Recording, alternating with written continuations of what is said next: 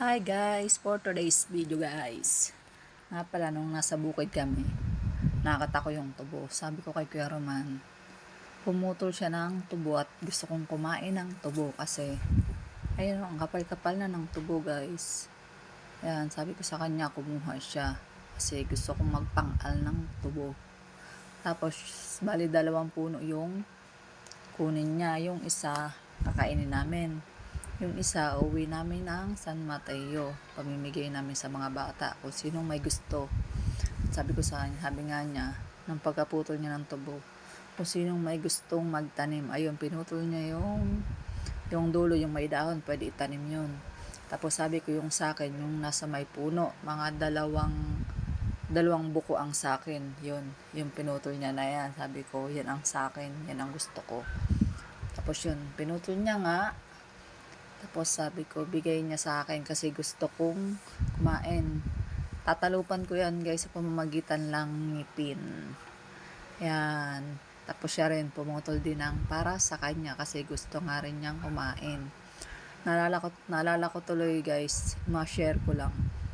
Nung kabataan ko pa, naalala ko nung nasa Bicol kami, nagbabakasyon kami sa lola ko. Yung mga pinsan kong lalaki, yung mga pinsan ko yan, kilala nyo kung sino kayo. Pagdating ng alas 12 nyan guys, niyayaya na ako nyan guys. Niyayaya na ako na magnakaw ba ng tubo. Siyempre mga kabataan, hindi alam kung ano yung tama at mali pa. Basta kung gagawin lang nila kung anong gusto nila. Ganun lang guys. Tatapat naman namin ng alas 12 doon kasi diba dati yung mga matatanda, pagdating ng alas 12, syempre magang nagigising yung mga matatanda dati. Kaya pagdating ng alas 12 niyan, mga matutulog na yan. Eh di syempre, alas 12, mga tulog yung matanda, walang bantay sa tubuhan. Napakaraming tubo guys. Yan, hindi ko, karanasan lang naman yan guys. Kumbaga, na-share ko lang ang mga tubo nun dati kasi laki ng mga braso namin, malaki pa sa braso namin kasi mga bata pa kami nun eh. Ang saya ng mga kalukuhan talaga ng mga kabataan. Shout out sa inyo dyan, saka Pili Camarines or yung mga pinsan ko dyan, mga Uragon. At ayan na nga guys, ayan, inumpisahan ko ng kumain ng tubo.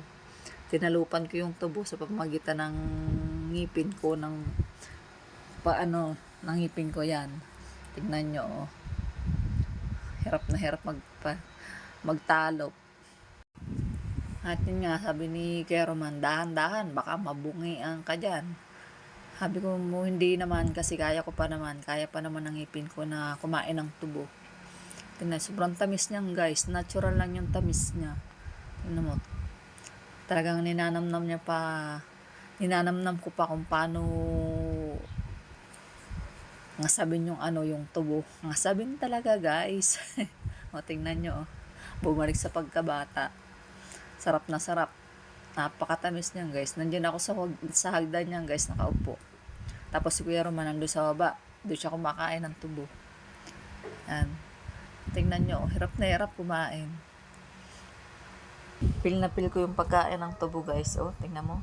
Talagang walang natitirang katas sa tubo. Peglolo ko nga si Kuya Roman. Pagkatapos kong nguyain yung tubo, hinahagis ko sa kanya. Tanong kasi, hindi siya marunong kumain ng tubo. Basta siya, sinasapa niya lang sa Bicol, ganun, sinasapa. Kumbaga, tinatanggal lang yung tamis, hindi niya pinuputol-putol. Ayun o, tingnan nyo kung paano kumain ng tubo.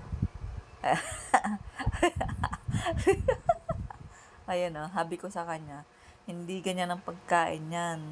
Dapat yan pinuputol-putol, ayun o, para talagang matanggal ka talaga yung tamis, sabi niya. Mas marunong ka pa sa akin na akong kumakain. Tingnan nyo guys, pil na pil niya, ayun na nga, Habang kumakain kami ng tubo, ayan, titingin-tingin ako sa labas ng kubo. At yun nga si Maldita nandito sa kubo, nakaupo, kita ng singit, puro cellphone. Malis nga kami na San Mateo para maiwasan ang pagsi-cellphone. Pagdating naman ng bukid, puro cellphone pa rin.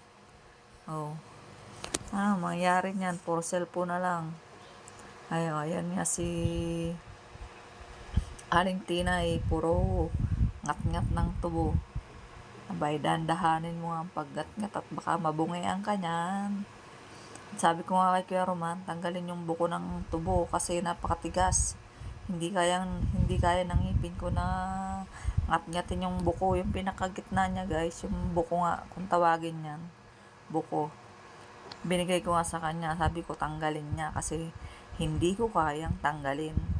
Kasi baka mabungalan pa ako niyan. Madagdagan pa yung bungal ko. Yan. Tawa ng tawa. Yan nga, pil naman ni Kuya Roman yung kumain ng tubo. Habang kumakain nga ng tubo yun, nagpapausok. Para matanggal daw yung mga lamok-lamok. Tingnan nyo pagkain, no? Parang di ba ganyan kumain yung baboy, guys? Talagang hindi nila pinuputol-putol. Ayan, no? Hinangasab lang ng hinangasab.